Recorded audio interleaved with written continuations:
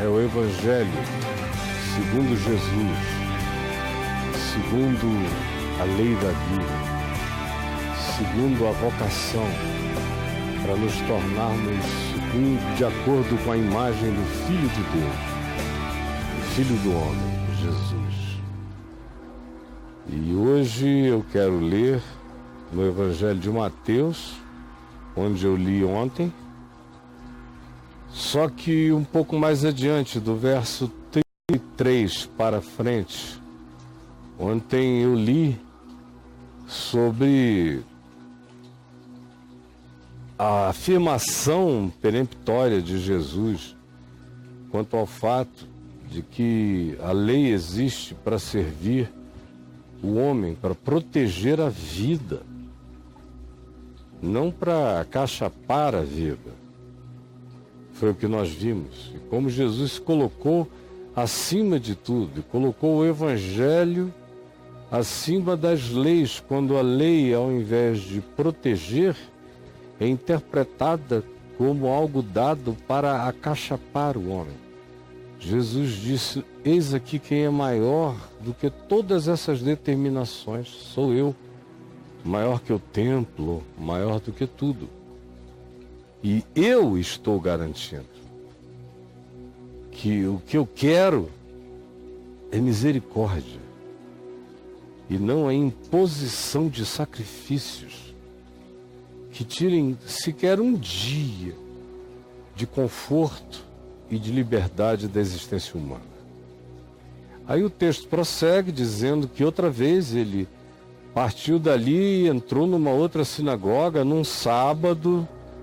No outro sábado, cura um homem com a mão ressequida, e o mesmo tema do que é mais importante, se o homem ou a lei, se o cumprimento restrito e letrista de qualquer que fosse a escritura, ou a aplicação do espírito da palavra libertando o ser humano das suas mazelas. E isso suscita uma outra questão, que tem a ver com a blasfêmia, com a palavra, com a fala, produzida pela raiva, pela antipatia, pelo ódio, que era o caso desses fariseus que não o deixavam em paz, indo atrás dele, murmuravam e blasfemavam, porque viram Jesus curar um endemoninhado cego e mudo.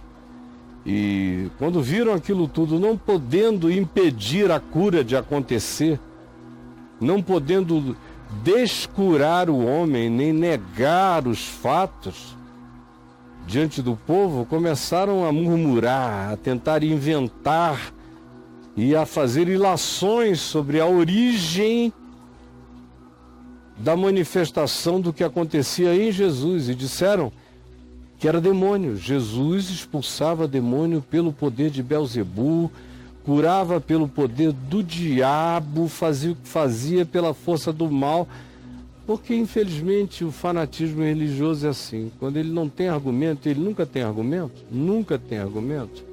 ele apela para mentira, para caricatura, para injúria. Não tem argumento, ele grita, desesperado, esperneia, como um menino caprichoso, e coloca e transfere a culpa, e invoca o diabo para justificar o que quer que ele não consiga explicar. Jesus, porém, conhecendo-lhes os pensamentos,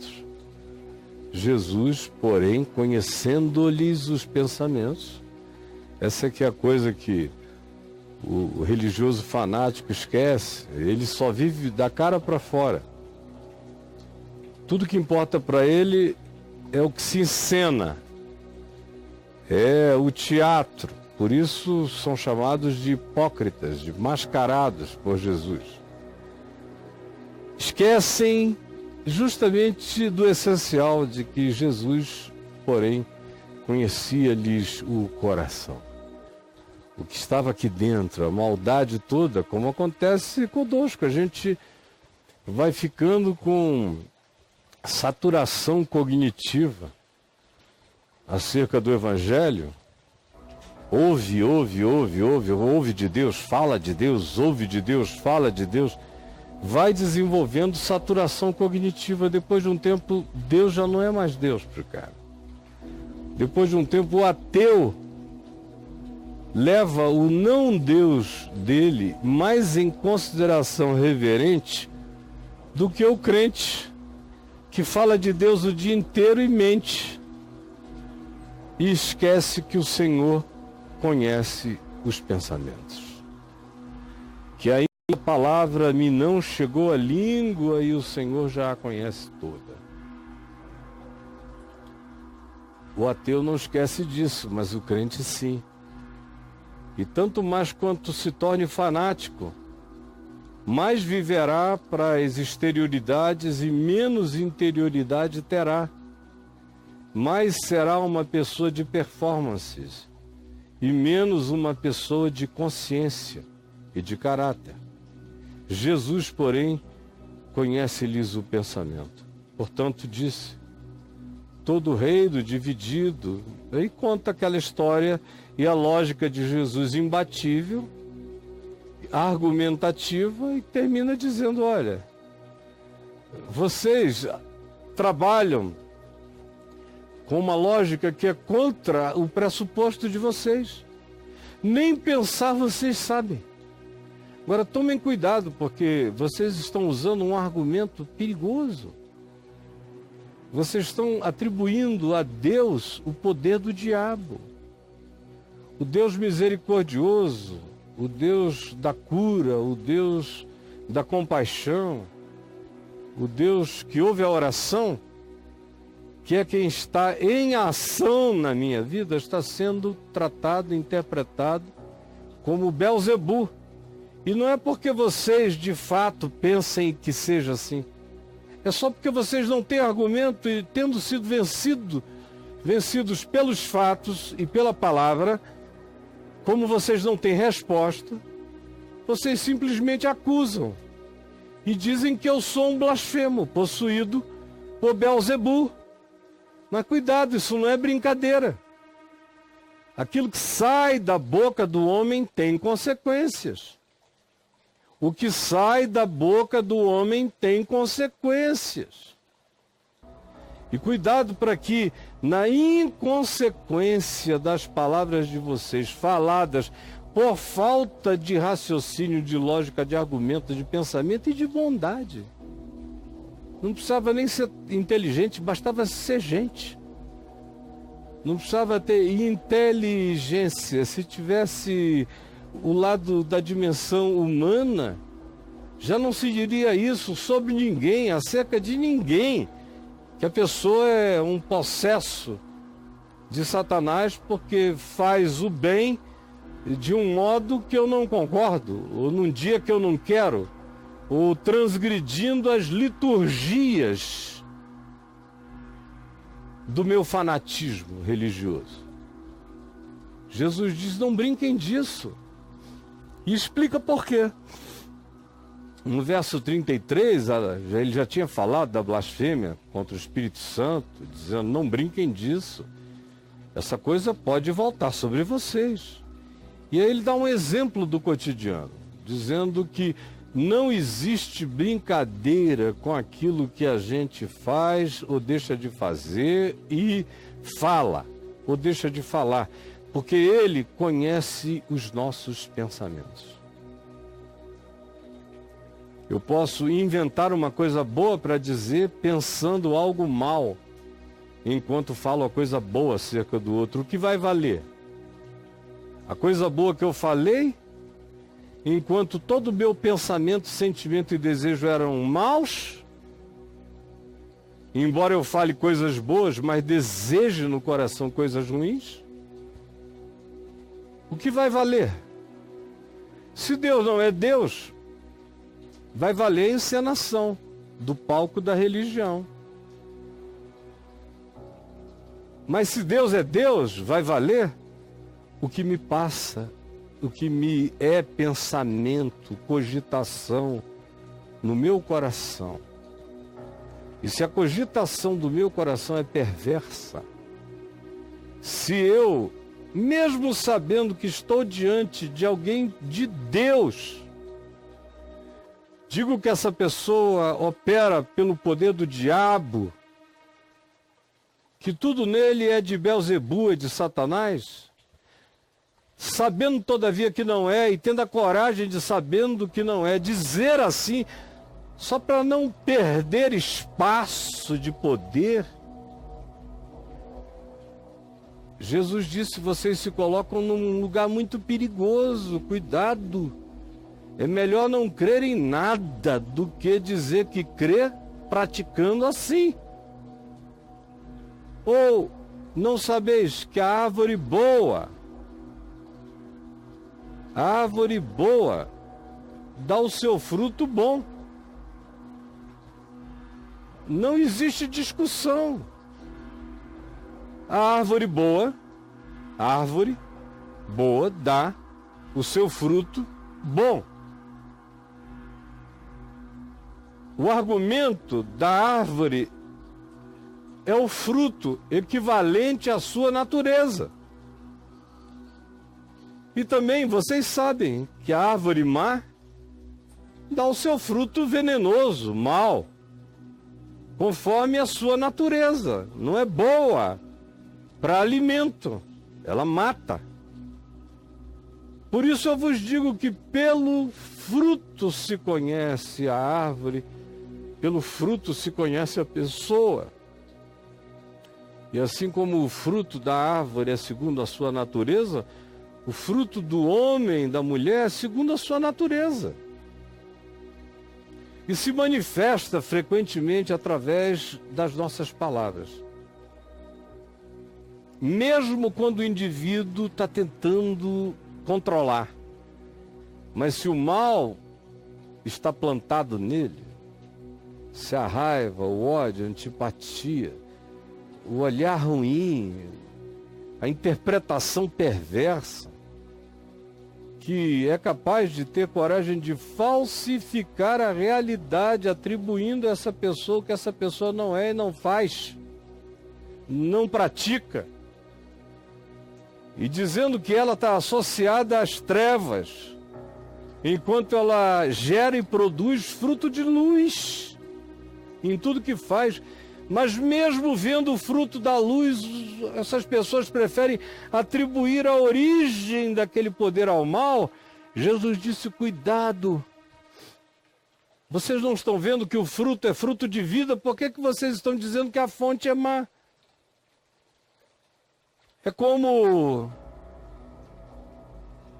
atribuir a um pé de mandacaru a produção de mangas rosas, ou como dizer que a mangueira está cheia de espinhos. Cada um dá o fruto correspondente à sua natureza. Você sabe, todo mundo sabe disso. É uma obviedade que Jesus usa, porque espiritualmente falando, quando se chega ao mundo da religião, da fé, do imponderável, a maioria das pessoas fica impressionada com o que ouve, se emprenha pelo ouvido. A maioria não tem discernimento para discernir o fruto. Por isso Jesus diz: raça de víboras. Cara, vocês são cobras criadas, é o que Jesus diz. Como podeis falar coisas boas sendo tão maus como vocês são? Porque a boca acaba falando, vazando, o inconsciente extravasa uma hora ou outra. Aquilo do que ele está cheio, a boca fala do que está cheio o coração. A boca fala do que está cheio o inconsciente. Veja como essa noção de inconsciente agindo à revelia está longe de ser freudiana. É Jesus dizendo aos fariseus: olha, essa coisa aparece à revelia. Não adianta. Vocês não conseguem esconder quem vocês são. Num ataque de raiva súbita, vocês acabam dizendo quem vocês são. E como vocês veem a vida, mesmo que vocês tenham que torcer a verdade, para proferir uma blasfêmia, uma mentira, vocês fazem isso sem temor nenhum. Porque vocês não se seguram ao que Jesus está dizendo. E nunca vão conseguir se segurar. Enquanto vocês não se transformarem em gente boa, a boca de vocês vai falar o que é mal. Porque os pensamentos de vocês vão pensar o que é ruim. E porque o fruto da existência de vocês vai ser equivalente ao pensar e ao falar de vocês. E mesmo que vocês sejam os melhores atores e consigam se calar durante muito tempo, chegará uma hora, todavia, que o interior de vocês vai se manifestar. A revelia. Porque ninguém consegue controlar o interior, o coração, o inconsciente para sempre. Muito menos o que é consciente em nós e que a gente disfarça com máscaras de outra natureza, a máscara vai cair. E quando não se tem nem essa preocupação, como era o caso aqui, o que se manifesta é direto o que se tem no coração. O que se tem no coração é mentira, é raiva, é antipatia, é uma indisposição radical para aceitar qualquer coisa de Deus que venha daquela pessoa. Deus só pode ser Deus para mim se Ele falar comigo através das pessoas que eu escolhi. E do jeito que eu determino conforme as liturgias do meu entendimento. Se Deus se manifestar usando pessoas que eu não aprovo e fazendo coisas que eu não quero, em datas não agendadas, eu me levanto contra em nome de Deus, em nome da ortodoxia, em nome da religião, em nome das nossas liturgias. Eu vou dizer, e aí nessa, tem gente que não se segura, que vai falando perversidades sem tamanho contra o próximo. Nessa brincadeira, eu, por exemplo, já fui chamado de anticristo, de discípulo de Belzebu, de endemoninhado, de blasfemo. Por quê? É porque era assim? Não, é porque os fariseus, não tendo como argumentar, apelam para a blasfêmia sempre e manifestam. Querendo ou não querendo, é uma questão de tempo. Eles derramam o que eles têm no coração. Porque Jesus diz, vocês são uma raça de víboras. A raça é essa. A raça é de víboras. Essa é a etnia espiritual de vocês, é a etnia das víboras. Só tem veneno na boca de vocês. Porque vocês concebem perversidade com os pensamentos e esguicham com a boca, com as palavras. Porque vocês são maus. Porque sempre será assim, a boca vai acabar falando aquilo do que está cheio o coração. Por mais disfarçado que você seja, chega uma hora que explode, que ninguém segura, como um vulcão em estado de eclosão. Porque o homem bom tira do tesouro do seu coração coisas boas. Até em relação às pessoas ruins, que tratam mal, o homem bom tenta ver o que existe de bom ali. Tenta ver como pode ajudar, como pode elogiar, como pode facilitar a vida. Mas o homem mau não. O homem bom tira do tesouro bom coisas boas no seu coração. Mas o homem mau tira do tesouro do seu interior, do que nele deveria ser o que está guardado, do baú do seu interior, tira coisas mais. Um tem um baú interior, um inconsciente cheio de bons desejos, porque ele ama o inimigo, ora por aquele que o persegue, está disposto a dar outra face, a entregar também a túnica, não quer ter razão, quer ter paz, seguir adiante no seu caminho, procurando fazer o que é certo e o que é bom da vida. Assim é um homem bom. Ele não faz o que é bom porque está sendo vigiado, ele faz o que é bom porque ele é assim, ele tira de si, ele está cheio daquilo. Ele foi ativado pelo Evangelho, o Evangelho está vivo dele, por isso o que sai dele é bom. Mas quando o coração é mau, é questão de tempo, chega uma hora, mesmo que o indivíduo seja educado, ele vai eclodir o que ele tem de mal guardado dentro de si. O homem bom tira do tesouro coisas boas, o homem mau tira coisas mais. Por isso eu digo que de toda palavra frívola que proferirem os homens, por mais que sejam só bobagens, tome cuidado. Palavras têm um poder extraordinário. Palavras criam, palavras descriam, palavras curam, palavras adoecem, palavras levantam, palavras destroem, palavras enobrecem, palavras indignificam. Palavras é aquilo com que a gente constrói a vida. A vida não é construída de tijolo e de cimento, ela é feita de palavras, de pensamentos. Pensamentos que vão se transformar em comunicação.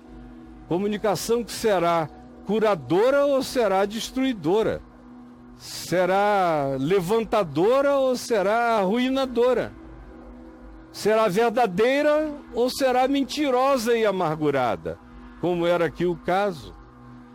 Jesus deixa o tema da blasfêmia, que é uma coisa pesada, ele contrasta a blasfêmia contra o Espírito Santo com a palavra frívola.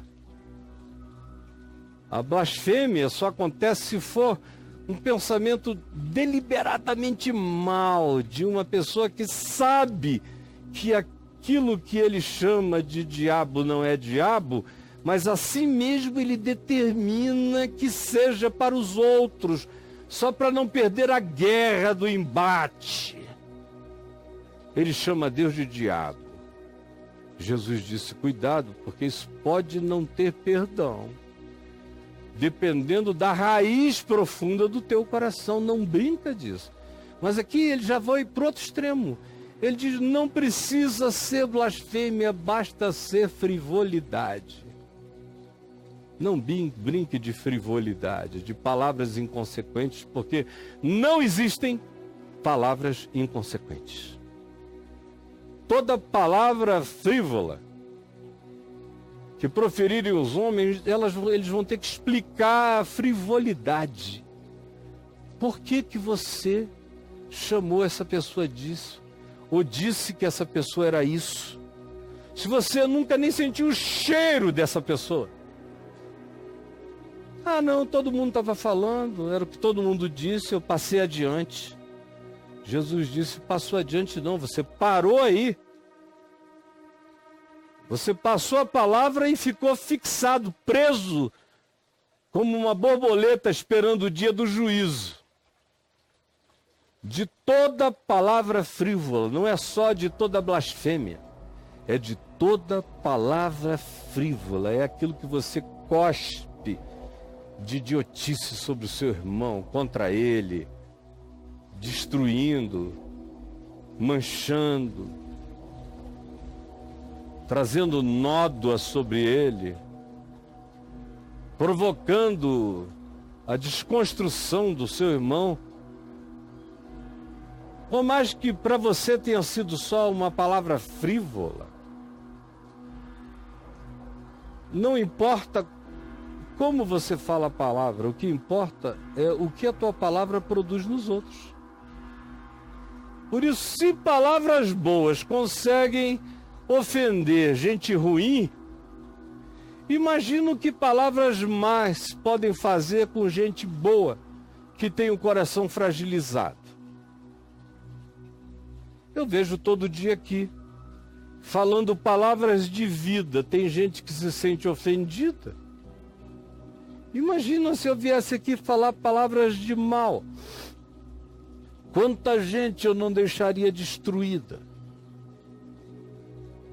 Jesus diz: não brinque de falar, porque pelas tuas palavras tu serás justificado e pelas tuas palavras tu também serás condenado. E aí? Você que vem se jactando, dizendo: graças a Deus eu não blasfemo contra o Espírito Santo. Até porque é uma coisa muito difícil. O cara tem que ter uma competência extraordinária para blasfemar contra o Espírito Santo. O problema é a blasfêmia corriqueira contra o próximo, contra a vida, uma opinião assim, o cara larga. Vai largando, soltando, arrancando pedaços dos outros e jogando pela vida inconsequentemente, como a maioria faz. Especialmente nesse ambiente de religião, cara, eita, ambiente inconsequente. Eu encontro políticos mais reverentes uns com os outros, até com o inimigo. Fala com mais parcimônia sobre ele do que eu vejo alguns religiosos abrindo a boca e derramando coisas que eles nem conhecem, nem sabem sobre o próximo. Não tem nada que me deixe com mais temor e tremor e reverência no coração do que o risco que eu vivo todo dia, porque eu vivo falando há 46 anos, falando. A palavra é a minha pá, é o meu martelo, é o meu serrote. Eu sou um carpinteiro da palavra, ou eu sou um engenheiro da palavra. Sou um construtor, como Jesus disse. Pela palavra você assenta o fundamento da boa confissão e ergue o edifício sobre esse fundamento. É o que eu venho tentando fazer há 46 anos. E tomando cuidado com a minha boca. Não só enquanto eu estou falando, ensinando. Aqui é fácil para mim não falar nada errado, porque eu sei o que é certo. Sei o que é o Evangelho. Sei como Jesus me ensinou a pensar e nos ensina a pensar. E sei qual é o Espírito de Jesus, o Espírito de Cristo. O modo dele tratar, de ser. Então aqui é razoavelmente fácil não errar. Tem hora para começar, tem hora para acabar. O problema é na vida, onde a gente vai tropeçando uns nos outros, ou vai ouvindo histórias e aumentando histórias, ouvindo mentiras e contando-as adiante, e elas ficam fortalecidas pelos valores agregados de como você seja respeitado. Você pode tornar uma mentira, transformá-la numa verdade, só porque você emprestou sua validação, sua respeitabilidade, seja lá o que for no mundo que você viva. Podia não ser verdade para sua mulher, agora passou a ser, só porque ela acredita em você. Não era verdade para os seus filhos, passou a ser, porque eles respeitam você. Não era verdade para o povo da sua igreja, passou a ser, porque eles ouvem você. E você, quando não está sendo blasfemo, o que nem competência você tem para ser, demanda um arraigamento mais inteligente, mas você é um ser frívolo. A sua maldade é a frivolidade.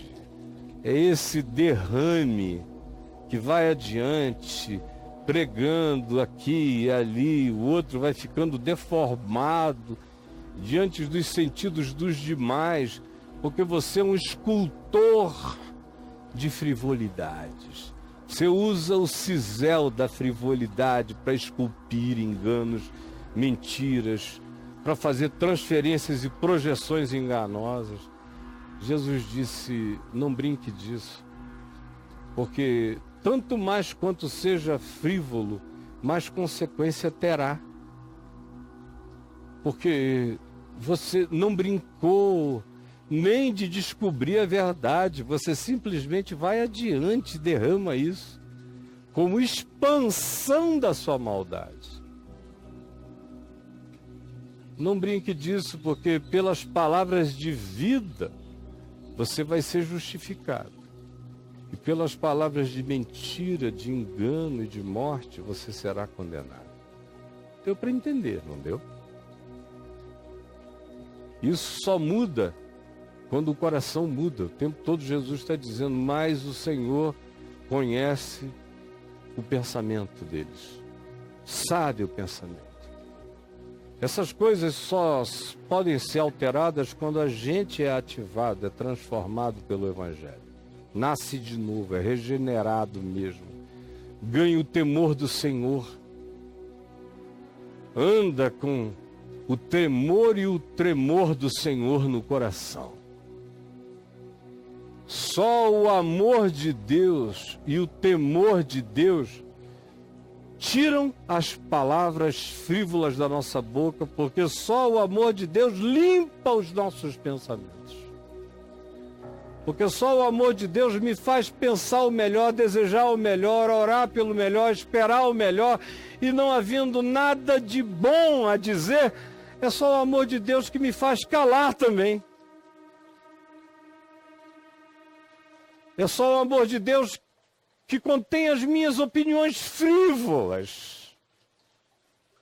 Para isso acontecer, eu tenho que estar cheio do amor de Deus e do temor de Deus no coração. Do contrário, é uma questão de tempo, o meu inconsciente vai se derramar e a maldade do meu ser vai se espraiar, vai ficar óbvio para os homens, porque para o Senhor já é um flagrante. Ele sabe os nossos pensamentos. Senhor Jesus, que essa palavra do Evangelho, tão difícil de ouvir, da qual a maioria quer fugir, agarre alguém, agarre alguns, agarre milhares por tua misericórdia, porque nós estamos todos morrendo pela boca, pelo fruto dos lábios que não são louvor ao teu nome, são fruto de envenenamento da vida e do próximo. Salva-nos de nós mesmos, porque o inferno nos habita e a sua maior expressão é a nossa língua. Ele é construído para nós mesmos com as nossas palavras. Perdoa os nossos pecados, é o que eu te peço, em nome de Jesus. Amém.